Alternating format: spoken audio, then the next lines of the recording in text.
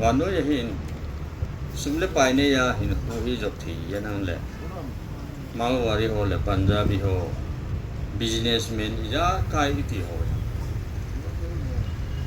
ที่เรามั่งที่เราเราไม่ที่แต่วันนู้นยังลำทีมปิดไปที่เป็นไมเคิลแจ็คสันจะไปเห็นกุมจะขัดเด็กก็เห็นเด็กที่ด็อกเตอร์งานเล็กกูไปคิดคุยท่านจะแค่ complain อากิดินโมนัสที่เอามาเลยด็อกเตอร์เขาจะกู้จริงอ่ะอะไรจริงไอ้หลักสุดงานด็อกเตอร์ลีเรื่องงานคิดคุยปัสสาวะกุมสองงานยังapa ham-hamin adam na siya. Tuloy siyang wanoy asay na layo na hila. Kung dyan lesong nga well hindi nga kita asana doktor team lo ay ja specialist tam ta. Kijamat pito na iba ni kung song nga kalwala adam po. Kasi na sa na su sumne ba paine ba nga hinho man. Iba azok sawa su sam tilo kat imudo. Sopi inu at hinihi hasi nan gyal potin ta salanga chun so ta ina chen khom pi hi zin alonga ki huido ding chupo na zonomin I zong le ding hin hi zong le in sumi ten tuni hi hasi na ni huai mal lo di wa hin I gol zon ni ho wa hi itlaya gen thei ta I hon a hin ko zong I zong be pi thelo lung na chi ma yong I zan thelo hi zong le pathienin ama ang sunga dinga dunia hi Allah hi ta itiwa pathin sungzo ki pathuin sungmiten isai zo ding ovin kanomin ichun tuni hin koi mazom ki oimo po hitin e azit su hin khozo be na thei koi ma thanei na ki nei lo hi zain ia chutuni inu vinai dal ha nau hi in sungmite ading azong chuting le adi ama so pite ho ading azong angai lu zo si ading azong pathin to go na hi ti hethima pongthima chuting le ke ho ngai to sanga pathin ama ngai to na khilagon pa hi kamasang diu hin khodiu azong lol hin hi zoi ti su milo diu kanomin ya chu pakai to kinai na dinga itipar hi iman dingovin in sumiti ozo si timna kahin nei nei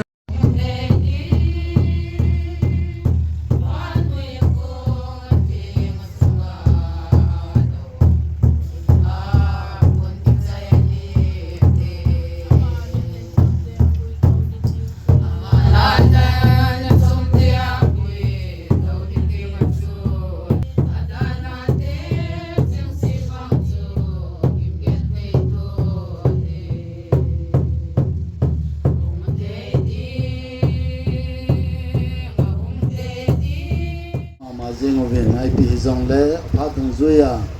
ida su hinkiman cha to de hintin tunin ai che program ho che ding dan ho ta pi khat phondon na hin ka ting le no Lamkhoneng C Lhungdim kum som sagi la sagi longdam sal ha na le boi na kingdom apin kum he le November tarik som ni kumsang le zakol som di le sagi hin athi ni ko he le December tarik nga kumsang ni le som ni la nga Friday hin amon he le Amaho in mama Nu Lamkhoneng C Lhungdim in hin biyang so le ki bui ni chi yong he tuni mama hong hin tin minister ya le Reverend Ngamthong H area pastor headquarter pastor area ECA hanale program 11:30 am gatin chiang aphat ang thing tain sukile conductor upasai kugin ke makahin pha pataw na hi upalam khapaw hintin sukile insung nung sangte pha holim na hin nung sangte pha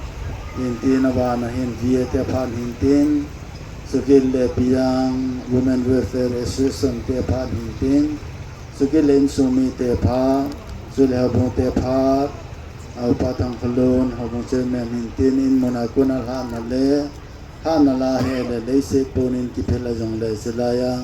a program anung lama pa hi in esipa hi in sa kho mo wa pasal pa in ina kuna tha do na in nei pi vintin chiyo le than mun na vui na jong hi minister pa hong hin tin tu ni hesi program man song wa la lam kai ding in public member church committee le pa ngam hose vice chairman mi di Amani jong panin la pi win chute ki honin program go to he le church committee ise biyang tin sukel le pasal Thangjang Lhungdim le Nu Lhaikhoneng Lhungdim sa te hola ani chan na hi Penpi sopi pasal ni le numei khat anei na hi Amaho chu an aumta no Hatkholhing aumta pa Ngamthong husband of Nu Lathra sukel la thum na dingin aumta go sang Ngamkholun trong thum cho hi in le pa Lalsiemlien to anaki cheng lhonin Pathen goupeh cha pasal ni anei lhon na hi Amani chu golhang Lhun'a le pa Thanglienkhum husband of Nu Nemcha hin sugila 1982 kumin pa gudi to anaki cheng cha pa khat Pa Solomon Thonggunlal Lhungdim husband of Nu Nemcha anh hồng này Pathen lung sư jalin tu te thum anei in Amaho chu Lalmarson son of le Thanglienkhum sugile Dominic ginon lal son of Pa Solomon Lhungdim athum na obed son lin sang son of Pa Solomon Lhungdim Amahi Pathen ngai luta Nu Nem le bon tho ka chu de khum ki khop na ho jong gel kho jing minu kha hi asat na tam ta in khum jong le Pathen bela tu cha jing minu kha jong ai in hi in la wang se nom ta in kun kim vel sum sum na le kal na hin in lo le ai tam pin in sum me te na ni kizanin Pagong injong adam na dingin tao na inati kop jingin ahin la Pathenin atipi ni ahin panin leisik hasat na ho thoki talo dingin date 5 December 2025 jingka lampung ni in angay don en sumi aloy lepay chile hodung san kompi hodal hampa hinga sodutan echo ma HINKHO THUSIM in Pathen nga tao na upalam upaw chairman ni YT abakan ko rin Pathen nga tao na ning kate ngai luwa hat chung nung pansang pena cheng ka Pathen baka namelung sik ni kidan ta ka changun tunin elai muna kanu ka pilim ai da hata yong leo ma longdam sa bakai in limbol theding de de hoi pai ho dan ne ti wa program ha ba rai pan te na patwa kam ni je on ti pa na sa mun lo ki kan tang he lang ti sang le ki ok ti na la ki kan ti na la ya ba Pathen cha avel in thamba na ka hin pi hi dunia ka uni ngai lua sa le lang zit le be ya sopi ule naw hung khom ho zo se le ho bung mi thing te akina dong ha sat na zo sewa ana Penpi ba ana pekal ho chunga zong ate senin ka kipa na ha chang pa in kipa na ka hin phung in aban le dunia hung kal sum ho zo se kaza naw salam le ka ngai lut naw salam ka hin bole tuni hin ka uning chuma hin nei lo nga lo te akihi in anak in zong mi te banga nei ki hile chu asung ho zong tu ga ki atok ki hen lang hile chu ama zong I ham hitilom lo ma hi chaw se lo ding hi in hi zong le nei lo nga lo te ki hi se in ti hin a tho in a lo dang tu ne zong le a to ngai hi se chun a to na ding chong lo se in ti hin anei dan win nau te na hin ve kol honin ha da hin Solomon hi in anei dan samaritana chong hi ti a chu mo ne holu to da niam chan sa azua langa khu ha nin anu himza ko ma ti a hi ka kilo a ti ani patha hi ti a hi ki pe kol mai hi in to mol to nei ti le ho gut ta hi in ki kho no zong hi ngai na pa ba sing hi in fel lo hi in attendance ho zong hi muding zong hin ka ging cha ji in nat na hi lo ngal le hi ti a cha hi ho zong hi ngai li da hi in ka pa cha ma sing in ke ho in ko zong khat cha pastor Thangjang hi ka gel ding le chom cha hin photo sin tu ni a hi ka ga sei no min bi pi la azam ka pa gen thei ta in ana umumin ka pa thang hemin akhan khu a sei ji in ka pa thang hemin Thangjang hung su lo yupin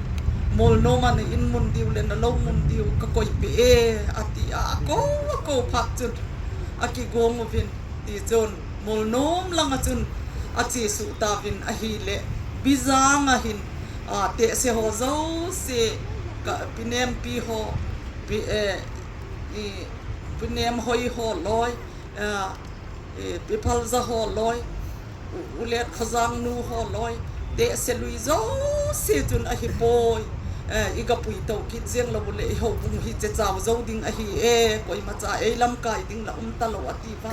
apon thok to mol no ma che ta u aka pu to ki nu wa ti a hi bizang hi athi chan ge ya ti a chu pi bizang mu na sang ki pui a hi in tu ni a khom ho zo se Pathen in tam ta in zit le be ya hung ho zo se zong phut choi nei che nin nei ga lugin ngai lut na to Pathen na ngai lut na je wa tom ngai na hin so wa hung ho zo se chunga ka ki pa thu le Pathen tam ta in phat thei na bo hen ti chu ke ma pha che chan chu ki ta he ka ki pa ku ji ni jong le ta ba na phát cái lên phát phải thì quá nhưng lại cao ngà tu na isu piu với nào vài là đừng tôi lại thầm cô ta tạ nên đã và những ngày lúc nào lấy xả lúc nào ít nào để xa na phần hung là dấu chỉ sống ở hiện mà sắp đến các bạn phát cái lên mấy pi vào bát hiện thằng qua này pi về này ani na in dunia ila diu uso pino hi ho saten ho salanga pon jong kusunga thom hauna I na le saluna ngai lu na pon puna to na kini yi ama hi hen ma bang chun thu gắn thì tình sang thu ta ấy nông xuân ai lâu là ấy đã là nó chung và hiện khu sung hồ bung sẽ là ven sung ở đây là trong họ hồ ta thực thật sẽ hiện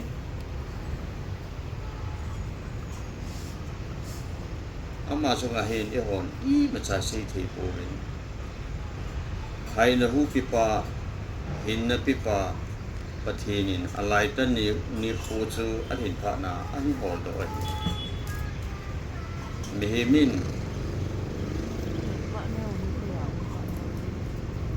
ha tau ji zal a hi do le kya bol ji zal sumla pai tampi sulu na su manga dam li hi hanang le alam pi yang su ki the thil khat su bina zo le Pathen ni nai ti ding a hi to mu thana alai tan ni ko ta thong ding a hi a pui hi ding ke jing cheng wa no ya hin sumle pai ne ya hin ko hi jok thi ya nang le malwari ho le Punjabi ho businessman ya kai ti ho thi thi lo mang thi le la on mun thi da wa no ya làm thêm biết bài thì Michael Jackson đó chỉ ba hiện cùng ra hết đấy cái hiện đại thì doctor ngã lên gục cái quỷ thằng chắc hệ complain cái gin mona thì mà lệ doctor họ sẽ câu riêng ada riêng ai là chú bông doctor lì là cái quỷ pasal cũng sống rằng apa ham mình adam nó chứ chúng đi trongวันนู้นอาศัยในลายนี่แหละกุมจะให้เลสองงาเวลหิงดิ้งอากิตาอาสนะ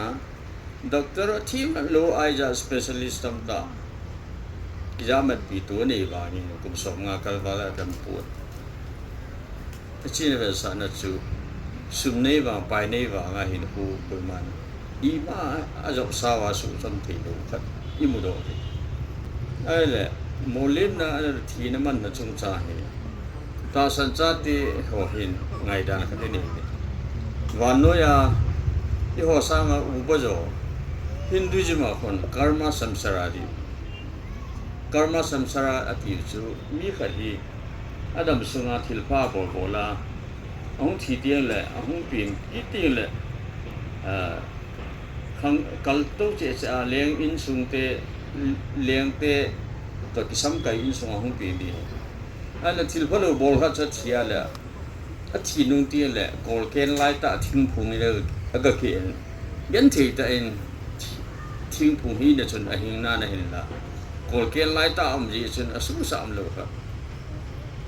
อินอาหุ่นปีงซอนกี่เดือนที่กี่กอลขันลอยจนฮิตบังเอาคุสุเวงสุงาที่พวกเราที่ห้อยเราบอกว่าจะปีกี่เราบอกจานปีเงินไอ้เราอุ้ยจานปีเงินอาจานปีเงินมีหิมเตะคนท่าเราเนี่ยนี่แหละจานปังแบบสิวิเจ้าถ้าเขาจะชี้กินนี่อาจารย์ซีมีเงินหิ้งนี่นักปีงกินเนี่ยถ้าเขาปีกับที่ฮิลดานะครับที่ซีมีตาสัญชาติหัววังประเทศหัวเตวันจูเลยสินะหินหัวที่มีตะวันอินเดียสงบเฮจิสุงาฮีหินหัวจอมจะสุงาฮีอาศิมปาริกวอร์เรนกิติวันนู้นยาevangelical scholar hatchen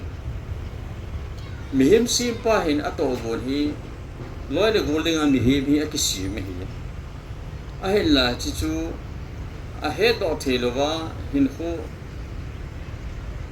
asu tunga sarai ta manale ama de nga chu atun so na de nga hi akicho ding chu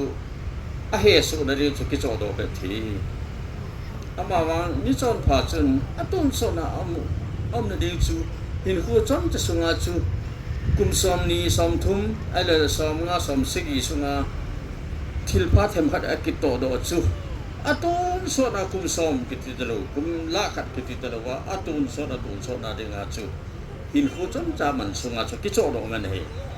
ti ha he he hin khu chung cha he koi in sunga leng sunga yang koiทิ้งทางโคจรงาเชียงปายังเมโทรโพลิแทนซิตี้บอมเบย์คัลคัตตาหัวไหลมาเชียงงูสตาด็อกเตอร์เล่ลูเล่ไอทีมหัวก็มาเชียงยังเบย์ทูดิ้งกิจายทูดิ้งเลยสิที่มีเฮมฮีอาทิตย์งาห้องปีงจีอีกนี่ขัดเล่อิตาสาวเลี้ยวิปาฮีเลี้ยกิสิเมย์โซโพลฮีนี่เล่อิทากาวปะทีนินมีเห็นสุงาให้รู้จิลากาวป้าช่วยลังอีทุกเดียวกันทีฮีจิจูตุนสดมันอีทุกเดียวฮะตุนสดกันเทนมันอีทุกเดียวฮะเลยสินะเห็นหัวจอมจะสุงาฮีจิจูอะไรขันจีทิดอยู่ที่ป้าฮีจิจูเตมาตัวเนี้ยคนดักปูอินพ าทีทำจะแค่ย่างใครที่มานี่มันดีเวทีเลยทำขัดกันจบเสาขัดกันติดไอ้ปีของเลยที่ต้องดูความมันเกิดหลังขณะเสียดึงจุนที่พัดละมุมไปอินสูงอยู่อาจจะไปเตะเสียในเลยยาจานอย่างนี้ไปอย่างเลยเพราะส่วนนี้เลยผู้บุ้งมีเสาผ้าไอ้ลูกเลยยุบละมุมเฮ้ยแต่นี่ดอกเดียวเลยวันนี้บอกเลยนี่ดำดานา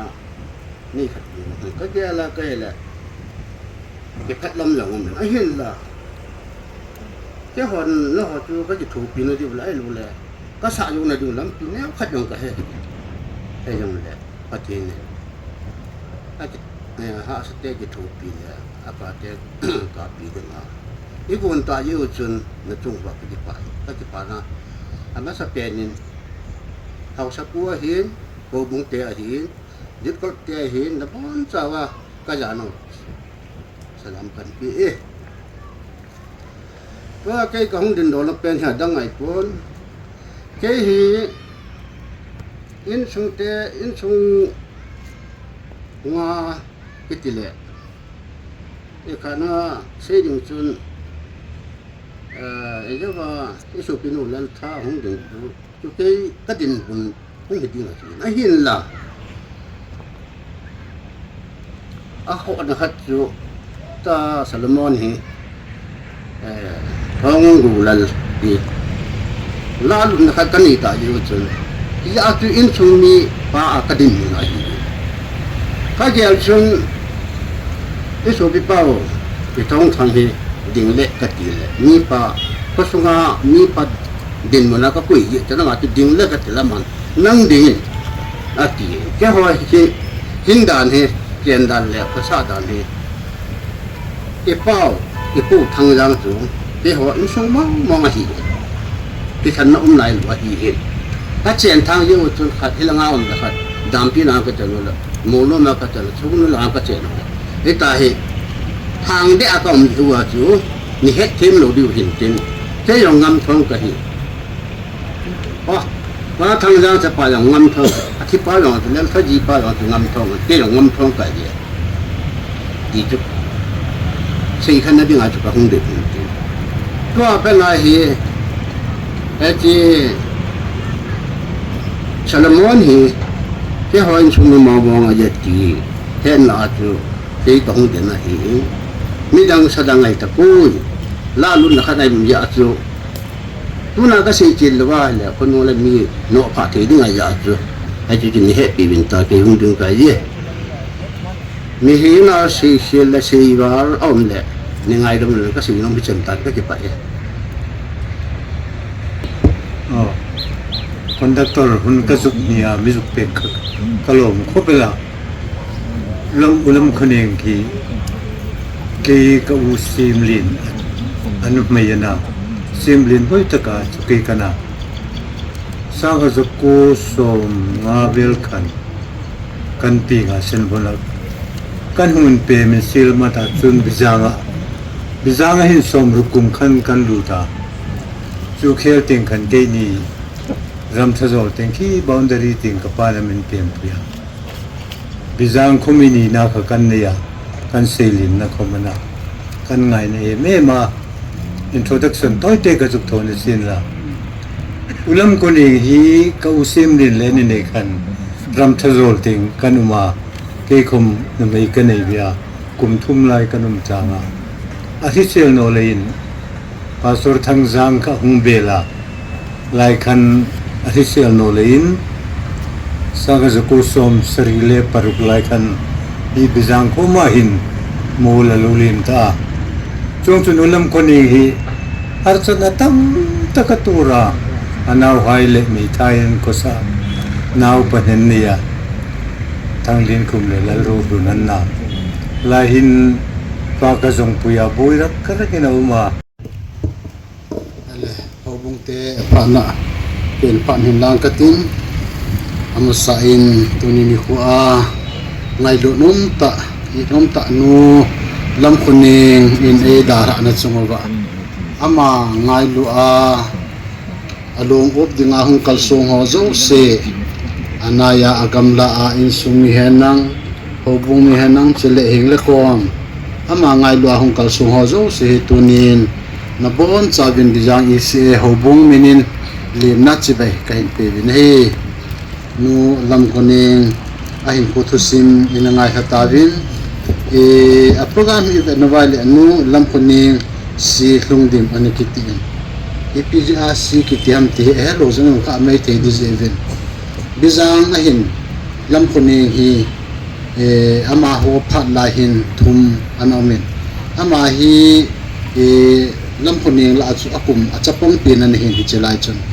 ichi achu a b c ti ahong kimin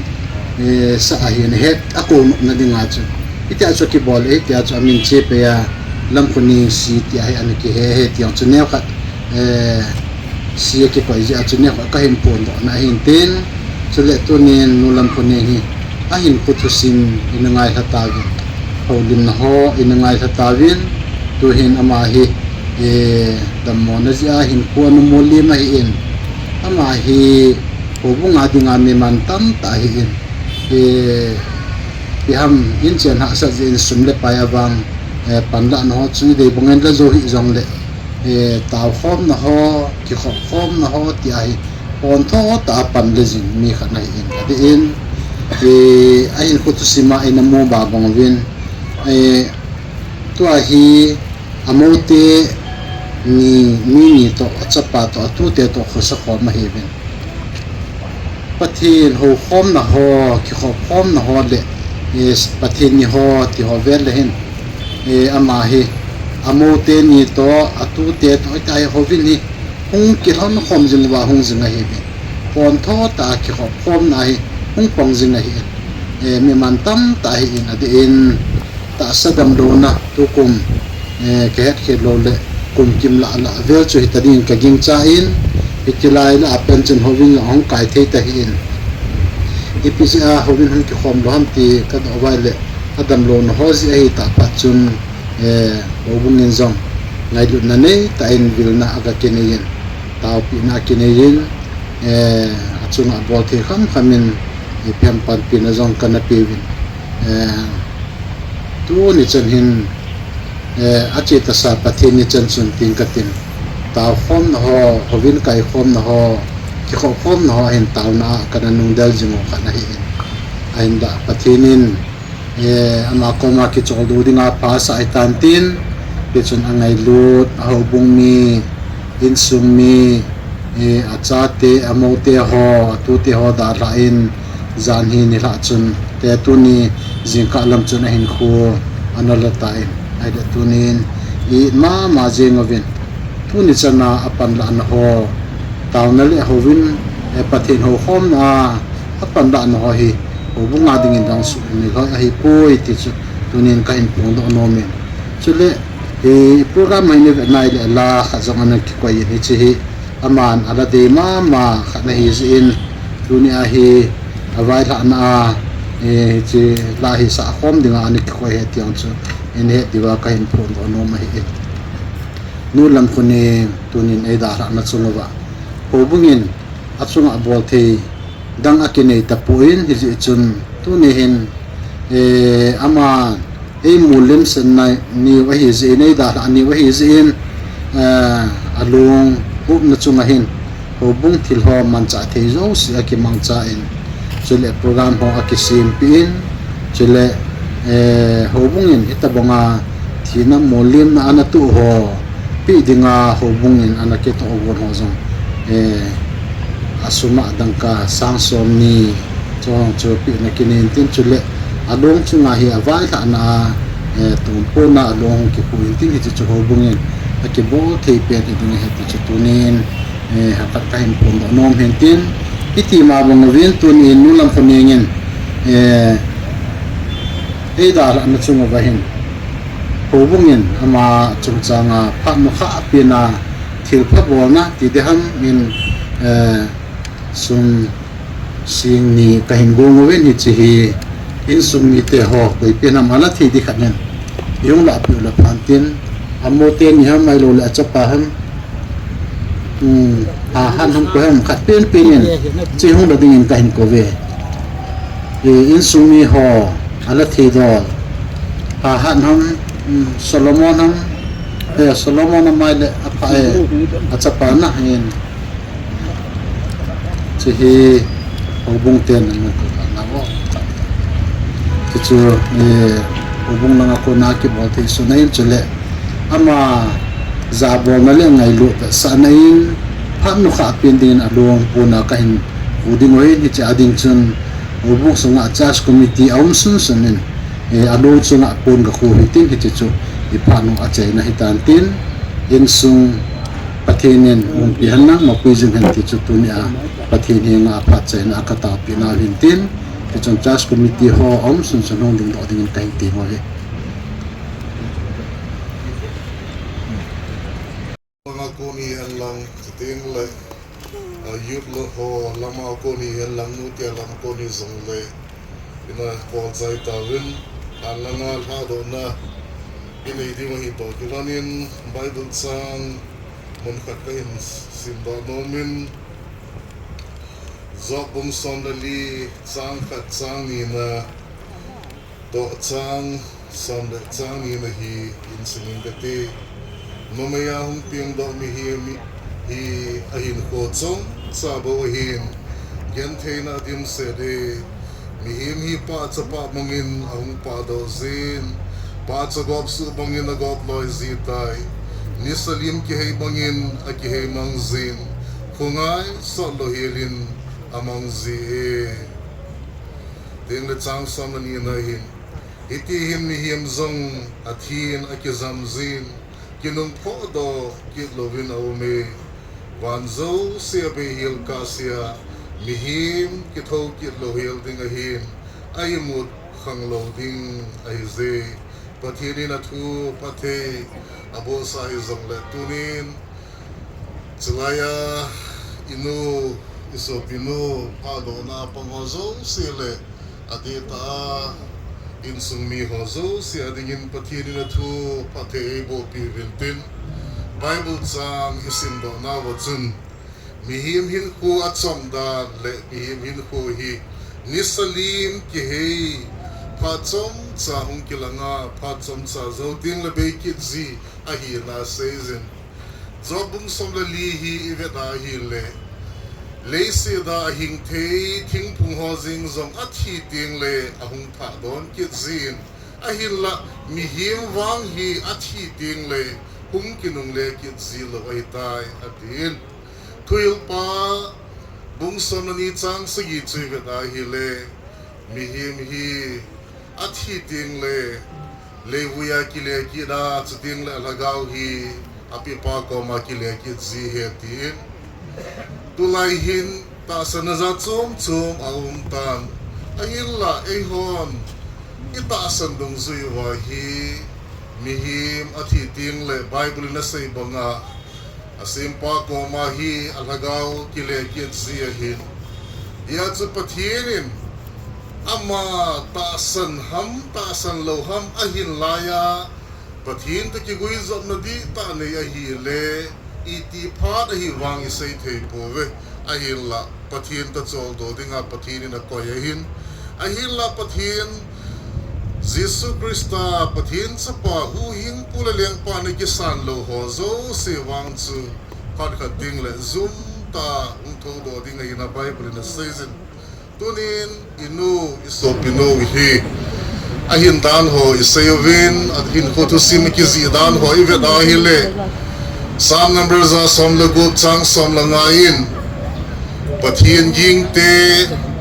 mithing ho athi hi pathin na ding a zong mal ta hi ati ho la hi apan ding gin sat aum le zengin ya chutuni isopinu inu athi ni hi hasi nan gel potin ta salanga chun so ta ina chen khom pi hi zin alonga ki huido ding chupo na zonomin i zong le ding a hin hizong le in sungmi ten tuni hi hasi na ni huai mal lo di wa hin i gol zone ni kho wa hi itlaya gen thei ta i hon a hin kho zong i zong be pi thei lo lung na chi ma yong i zan thei lo hizong le pathienin ama ang sunga dinga dunia hi Allah hi ta itiwa pathin sungzo ki pathuin sungmiten isei zo ding ovin kanomin ichun tuni hin koi mazom ki oi mo po hitin azit su HINKHO zo bian thei koi ma thanei na ki nei lo hi zain ia chu tuni inu vinai dal ha nau hi in sungmite ading azong chu ting le adia ama so pite ho ading azong angai lu zo si ading azong pathin to go na hi ti hethima pom thima chu ting le ke ho ngai to sanga pathin ama ngai to na thilagon pa hi kamasang diu HINKHO diu azong lol hin hi zoi ti su mi lo diu kanomin ia chu pakai to kinai na dinga itipar hi iman dingovin in sungiti hozo si tim na kahin nei nei ole in sunglanga hozong nanaki gon tawa hile iso pino nu Lamkhoneng hi pathinin HINKHO kumsom sagile sagi zen HINKHO na hoizin ama dinga to do tham do zum pian nei zin tin obunga ding le in sunga ding le zahanga ding azong to do tam pian nei te ding gin saromin tunin pathinin mihim HINKHO atip pi pha hang pian atip pi pha chu ama chunga zong har ka ting le mihim hi thite ding hi tia to gon ana koi pa hi thung a hi ta zain mithile mihing hi khom thailo a hi na a tunin halama pastor khuda kilom ta vuilem a hi theina dingin in muna konin longdam sahi pa pathin chapa pathin chulel hagau thing pathin minin ke mai ria pastorin ha do na kanezin hito kilhon sun alung ki po do zo ting le in sunga satan na to thilbol theina ailo le gilo pa diabol na to thilbol theina hadam ailo le za chom ki hepna za chom zum na le za chadna za chom ailo le boina za chom hung theiding ho zo se hi pathin tha na zala zoum theina dingin hitabong gilo pa na to thilbol thein ho zo se hi pakai minin gacha na zong ka koi na hi pathin hi nga tauna in mongin kati lo pipen hingzing kapathino chon sit zain le se chunga thinan vai om ta zong le ta sa thina hi chon sit man thina hi ti ka gel bo zing theina ding ovin ana dan ta izong le hagau thina le don so thina ka to di pa Jesus Christa zala zora nei pita zevin hallelujah kinamin katangwa nei bagay pati tuni hi ho program hi henlang hile tuni ka boilai tau boizong boi umama zing zamni azong bagay kusung beng sunga thina mana ka to hi zechum tuni avui dinga hi ki ho program go ni la ka go lo be di hi Inle insung miten zaka palau be diwi. Izong le nangma program alung tain pakai nangma program sang nom hi uzong leng sang trading aki got na kame uba insung mite hin chuting le hobung mite kusung mite le sala hanga ngai luzosin tunin kanu hi pakai kainu ka hom thovin pakai hingalai le ka tiwahin izing zong le nangma program ahungrun ta to kilona vuilem na kin go na dingal hado na pakai program ho si hathia nei koi zalovin hichon ge he koi wa pathi nei zing thangwa na kai pe nei adi nu Lamkhoneng ata sa hi pakai vut kiso leivui kiso dinga pakai kahin vui diwa itan kahin podo diwa itan ama aumlo nung sanga nudin mo na ailo le pidin mo na awang lai zo siya pakai nang ma na hong pana tutin le hichi insung hi thom hao mama zing ding ahita zin Pathen nang malhagaw thin hin op kuma nang to kinizing thadinga in sungmite zong nangin pakai nalam kai zinga chutin le pakai sumla pai ho na hi helang in chen lo chen sim na hi zong le nu Lamkhoneng lai sanga zong adal ha zowa pakai din mon phazo ahin nei be theiwa chutin le adal ha in sungmite zong aman ho bung angai lura nang ma ki gulphu na sanga hoizole phazo ho bung adinga zong phar hin pizo thei dingole kine pi nanga ding le ho bung ading le society adinga hung hizo thei che dingwa insung mite zong pakai nangin nalhon pi jing din ka tau pi nahi it's insunga kada wa pakai alung ka podo zo teng zong le lungmon anei thena diu hamon anei thena dingo kitu be che na nei thena dingo kingai lu be che na nei thena dingo din khana din thena dingo wa pakai nalagaw thengin na na hinto dingin zong na panpi na kathum na hi nang mamina pakai longdam sa kain hado tikilhonin maban program zong nang nei pi pewa tingle hits in sung zong nang inalhon pi zinga tingle kinle dong neo cha cha bana hung che pe la lighting ho azong nang nei mapui zing pe diung ai cha e huing pu jesu kristamina papathi na panpi na kathum hi amen le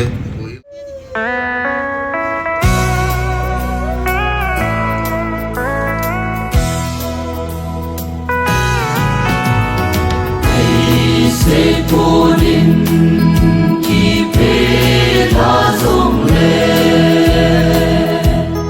o pi de ta chu ke man ka nei na pa kai zin na sing zai on chate le na e chu ka ton so ding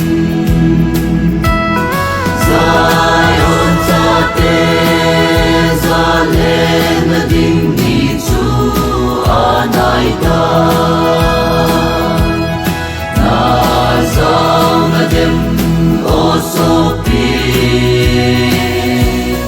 ye sang na chung con sot ko ki han hom lo ding in ko dam lai pa kaya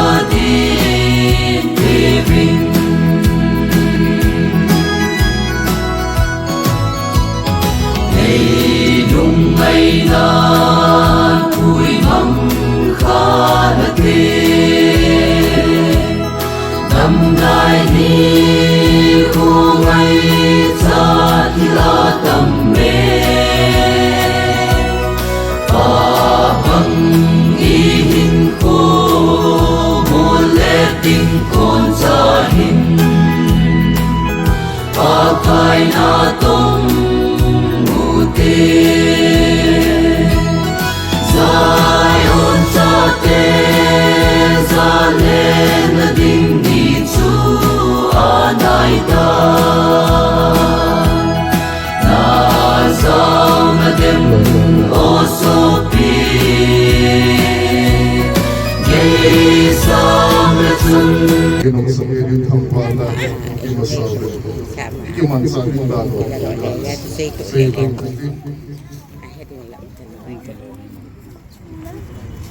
ay dosang in sima vuilem na kahin zopin le auna kahin binahin auna kahin zopin le ko ha nei lai ti ovin e chi achai changeya zalin patini thangwin Amaho chunga minister hi na in ki pathu ka ga phongin patinin dam thein da piwin tin chilpha bolzom jing pe thei dingin patinin namapui wintin bible chang mun khatin siming kating Thessalonica khatna bungli chang som langa konin hin sim suing kating hichizia chupakai tua kona hichi ka sei pi na hi we ei ho pakai honggeya na hingalai cheng se hi ai mu masaho sanga itinama zong le masazalo ding hi we aze chupakai chu amata a o to vantil pipui ogento zule pathin sumkon ginto kithua wana kona hungkum hading hi zule krista thi saho cheng se thodo ding hi ve zole ei ho hing malaya mo cheng se hi Amaho cheng se chuto van lai zola pakai lam to dinga mei ko nga tol to wa khom dingo sule chutia chui moti chana pakai to khom jing ding wa hi pathin lopina changhan lang tunin sopite ho inu isopinu nu lamkhoneng in eda la nau chunga hin ama longdam sa vuilem dingin laya yung ki khom tawil tunin bible thinga imu chui pihamiti aile Pat khating la pakai Jesu Kristan ati sanal hat do sa amata asan tehi ahung pui kiding ni khung ding ahin la tunia hi Bible nei hil dung zewa iso pinu inu hi Jesu Krista hin nadi ta ne ahile amaho ati ho hi masazoding anunga iho ahing na lai zo se hi inahin na lai wa hile iwowu hung ki khela van wa Itzi Amaho ban zamahi ikitol to diu heti hi ei seipi wa hin yechon tuni hin mi HINKHO itia pathin la de ki hepon HINKHO hi tunia inu bong hin thina tu phutalew han pakai san theile pakai la theidinga chu HINKHO hi nau hi di hinam ti pai eile ei ikido dingo bin pakai minin tim na kahin ne bin hi Nu Lamkhoneng Lhungdim hi Pathen thutip dungzuya leise chu a ding la leivui chu a itzi pathen lopi na hi ta sawa ki phongdo theilo ding a hi zia agaw wa kai thodinga dunia hi pakai Jesu Krista ingen se wa hin ihona ma to pathin ki ka ki gui zomna I hepovin ahin la asim pa pathin in kitchen ta a he de zin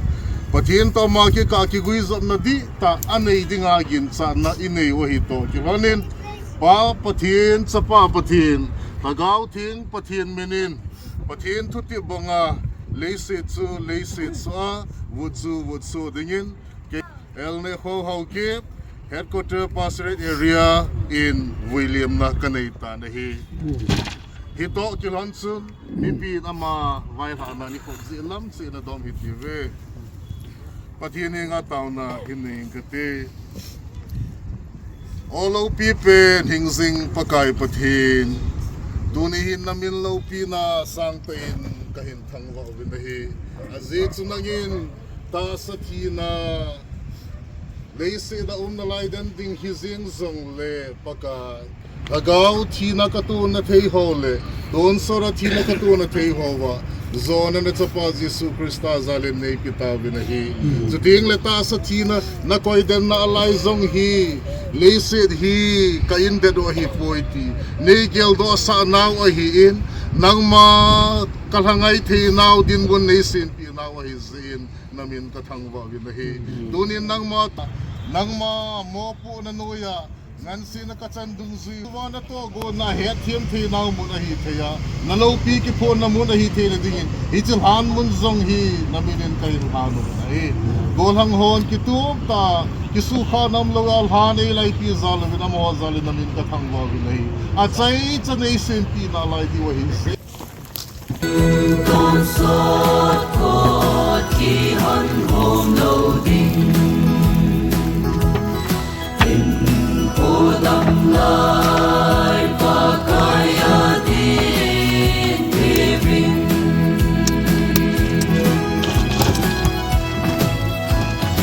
Pakai Kristal nagam matsun Leng lelal saga yenti umtalo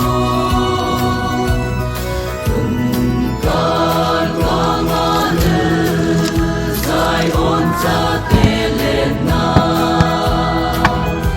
ichu katon solim Zion chate zale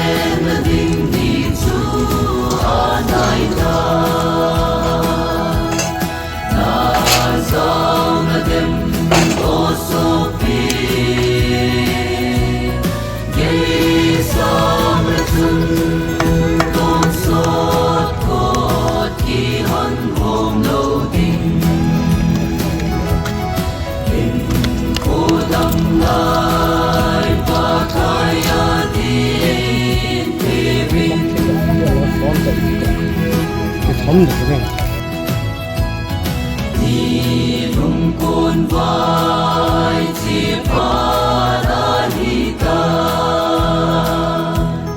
van tiêu te le mi thinh chi ma sa ho kong ki le ba za tu nei nga sing mu ve wana ki lam Zion chate zalen ding ni chu anai ta Zai zong dem o sopi Ye song chun con sot ko ki HINKHO Lhungdim Đăng lại và kaya din living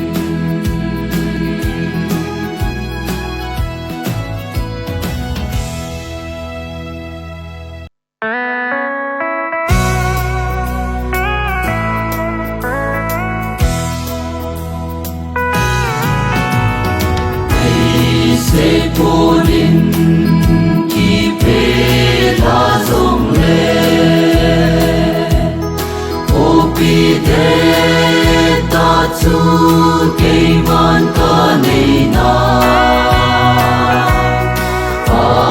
kai zin na sing zai on cha te le na i chu ka ton so din zai on cha te za le na din